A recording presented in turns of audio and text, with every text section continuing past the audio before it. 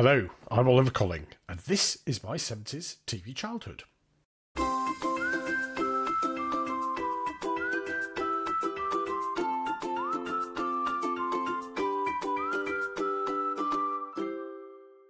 Hello again, all you lovely people out there in podcast land, and welcome back to my 70s TV childhood, the podcast where we rummage through the dusty toy box of yesteryear and pull out slightly faded but well-loved memories of growing up in Britain in the 1970s, particularly the bit where the TV raised us and probably taught us more than school ever did. Now, believe it or not, we are now into season 6. I know, I can hardly believe it either. It feels just like yesterday I was nervously whispering into the mic, wondering if there was anyone out there who also remembered Animal Magic, Sooty and Sweep and Swap Shop, or getting strangely emotional about the test card girl. It turns out you're not just out there, but you're everywhere. And you're wonderfully vocal about it too. Your emails, stories, and, oh my goodness, I've forgotten all about that, messages have been a real tonic. They make all the hours spent editing my ums and ahs totally worthwhile. So if you've ever felt a tickle of nostalgia or a sudden urge to hum the rhubarb and custard theme tune after listening to one of our episodes, I thank you, truly from the bottom of my heart. And if you've been sitting on a memory, like a 70s cushion cover, sort of lumpy, garish, but somehow deeply comforting, then here's your cue. Share it with us. You can drop a note onto our blog at www.my70stvchildhood.com, post on Facebook, Twitter/X, YouTube or LinkedIn. Yes, we can be retro and professional too. Or just send an email to oliver@my70stvchildhood.com. Don't be shy. Nostalgia loves company. Now, this episode of our podcast is due to be released in the middle of July, and I know for many parents it marks the start of the long school summer holidays, which we have dwelt upon a few times in previous episodes. What seems to have changed, though, since the 1970s is that the holidays now almost provide a bit of respite for some parents as well as children, because they spend most of their weeks during term time ferrying their children between one after-school activity or another. I know some who have 1, 2, maybe 3 different activities a night before they can finally put their feet up, having ferried their children all over the town or city where they live. The taxi of mum and dad has become more busy than ever. And I suppose that's great, in that today's children have got lots of choice and can experience lots of different activities before deciding what they really want to do in their spare time. I don't remember there being so much choice in the 1970s, and much of the activity after school was based in the school itself and was essentially extra sports practice or maybe something musical or drama related. There were some kids who went to dance classes or went swimming with the local swimming club, but not much else. Although that did begin to change in the early to mid-70s when more and more of my schoolmates started to go to classes after school and wearing what looked to me like their dressing gowns. Martial arts classes suddenly were all the rage, and I learned that these kids weren't going to some kind of sleepover in their dressing gowns, but were going to take part in the craze which spread across the UK and indeed the world. Where were they going? They were going kung fu fighting. Everybody was kung fu fighting. Those kids were fast as lightning. In fact, it was a little bit frightening, but they fought with expert timing. Very aptly captured by Carl Douglas in his 1974 song Kung Fu Fighting, which was a hit on both sides of the Atlantic, reaching number 1 in both charts. But what was this rush to explore martial arts all about? And where did it come from? And what does it have to do with my 70s TV childhood? And why am I asking so many questions? Well, I'm sure many of you remember that martial arts were fantastically popular in the 70s. I think there are a number of reasons. The great success of Bruce Lee's films like Enter the Dragon suddenly made Kung Fu cool, and this inspired lots of copycats on film and TV. But there was only one series which catapulted it into the mainstream more than any other. And for that, let me take you back to Saturday night, tea time in the mid-1970s.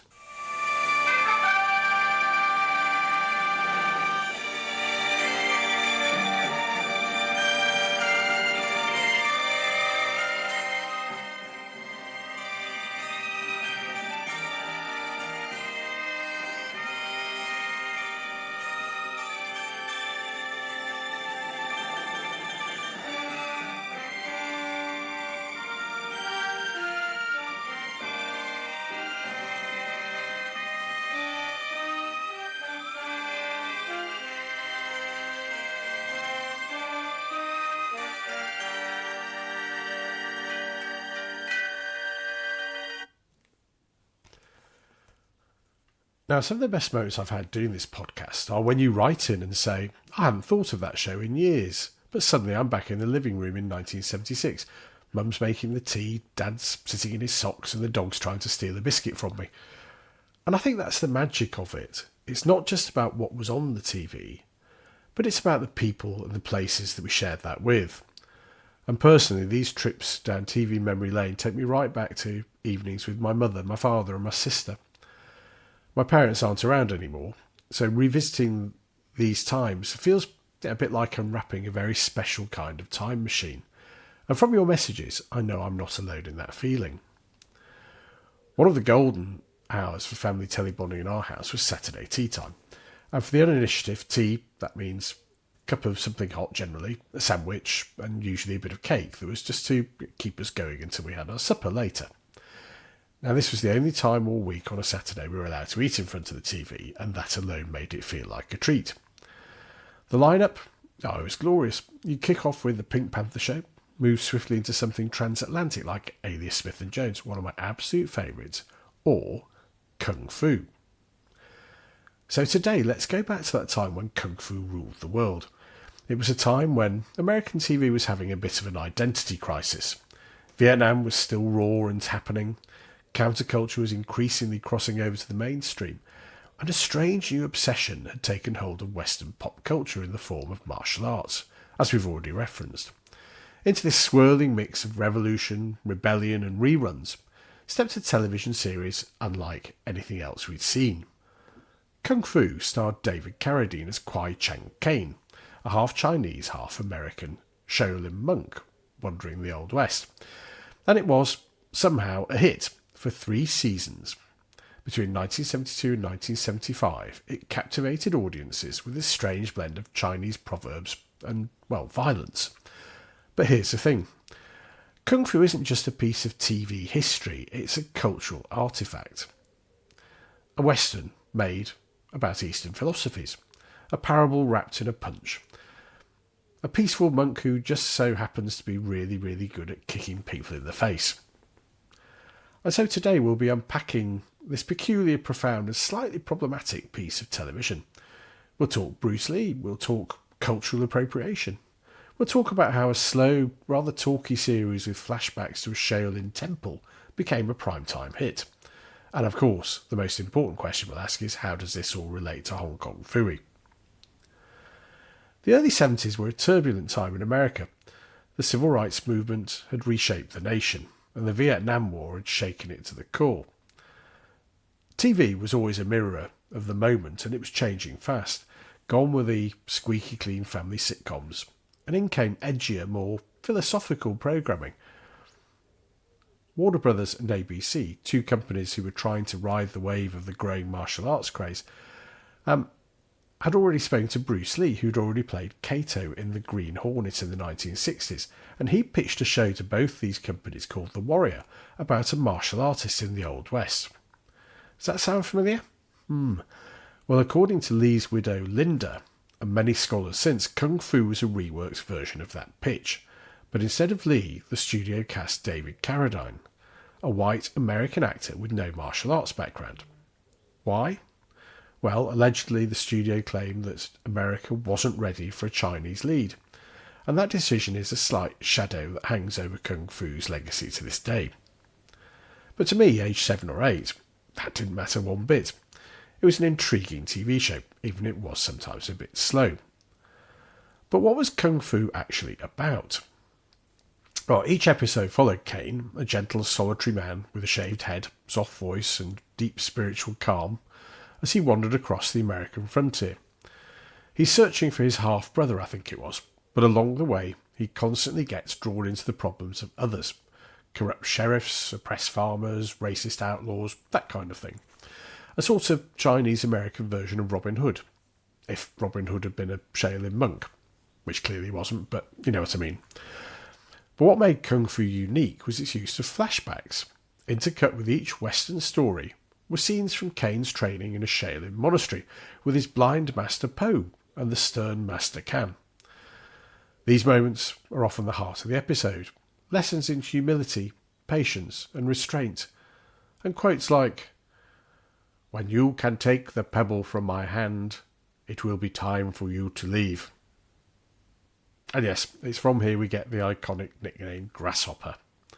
Caine, the student, the seeker, and ultimately the exile. And it's also from here that we get the source of lots of childish jokes from me and my schoolmates.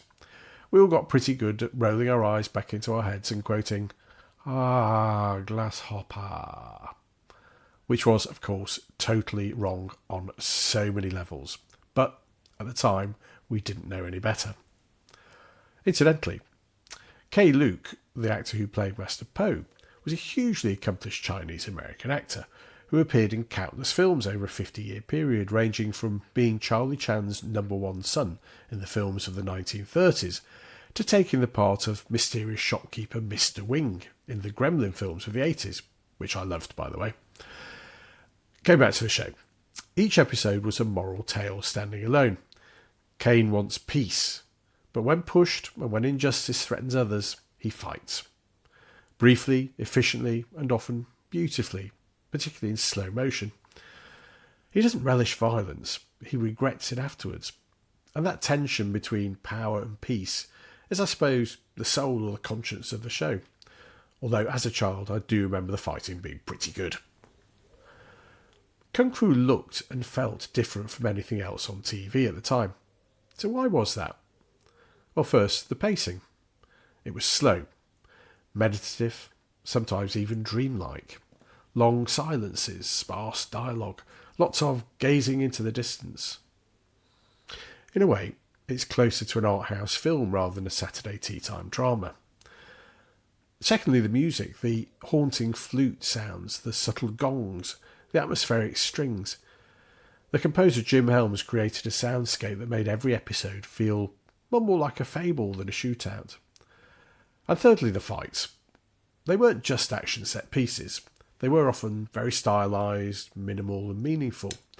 Caine didn't just beat people up to win, he fought to protect them.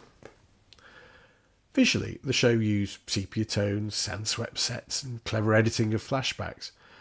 The monastery scenes in particular, I remember, had a stage-like quality with slow camera movements, incense smoke wafting about and symbolic lighting, as well as the brilliant Master Po. Despite its unconventional style, or maybe even because of it, Kung Fu was a hit. It ran for 3 seasons, had a TV movie sequel in the 80s, and even a reboot in the 2020s starring a Chinese-American woman. Its influence was massive. Quentin Tarantino paid homage in Kill Bill to Kung Fu, especially in the casting of Carradine as Bill, the Master himself. And that student and master dynamic is echoed in other films like The Matrix, Avatar, and even the mystifying and utterly terrible Last Airbender. In the UK, martial arts became part of the pop culture diet. Bruce Lee posters appeared on bedroom walls. Enter the Dragon became revered as a masterwork in cinema, and kids from all over the world put on their robes and went to learn Kung Fu after school. But Kung Fu, the TV show, was an icebreaker behind which came all sorts of Kung Fu inspired shows, like this one from Hanna-Barbera.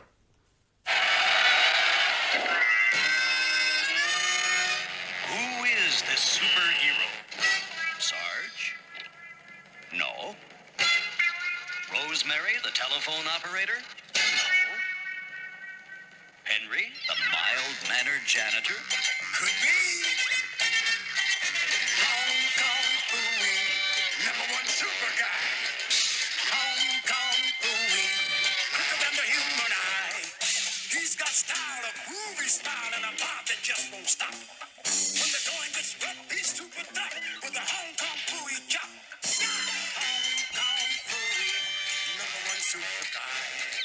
Hong Kong Phooey, quicker than the human eye. Tick-a-chong, tick-a-chong, tick-a-chong, tick-a-chong, tick-a-bop-chop-chop, in the bow-wow-wow. Hong Kong Phooey, terrific! Now, we covered Hong Kong Phooey in a previous episode a few years ago, but it is testament to how Kung Fu took over the world that the cartoon studios were influenced. Oh, and by the way, a belated thanks to the literally dozens of listeners who got in touch After our episode on Hong Kong Phooey, to tell me that the mild-mannered janitor wasn't called Henry, as I thought, but Penry. So after 50 years of getting it wrong, I finally realised my mistake. Never mind. And we even had British shows that became caught up in the Kung Fu craze. Here's Michael Barrett of Nationwide bringing us news of another martial art that swept the nation during the 1970s. Good evening, and tonight in Nationwide we look at the latest cult to sweep the country, the Lancashire martial art of Ecky Thump, which has already gained thousands of followers. Rochdale, quiet Lancashire beauty spot. This is where it all began. But now the craze is starting to spread.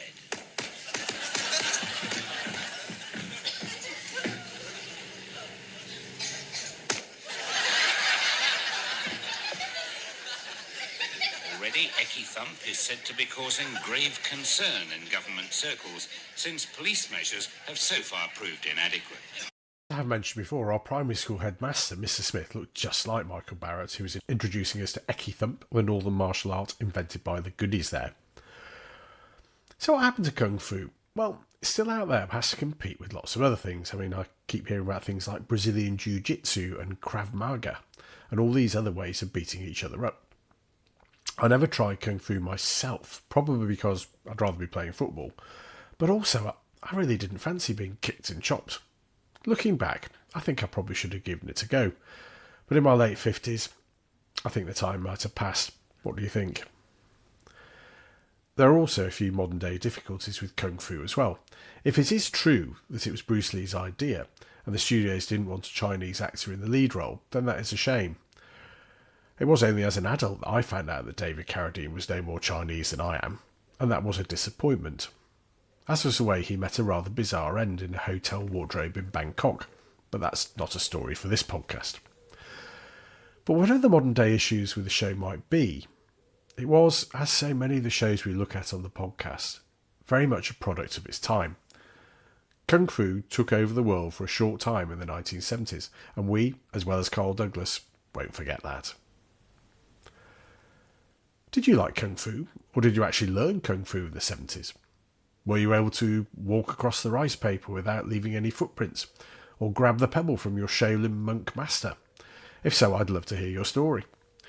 You can get in touch by any of the ways I mentioned earlier in the podcast, or by dropping me a line at oliver@my70stvchildhood.com. That's all we have time for just now, but do join us again next week for the next of our 70s related trivia quizzes, and then again in a fortnight for our next regular podcast episode. In the meantime, as Master Poe once said, seek first to know your own journey's beginning and end, but in this seeking, no patience. Make of that what you will. But do join us again soon for more from My 70s TV Childhood.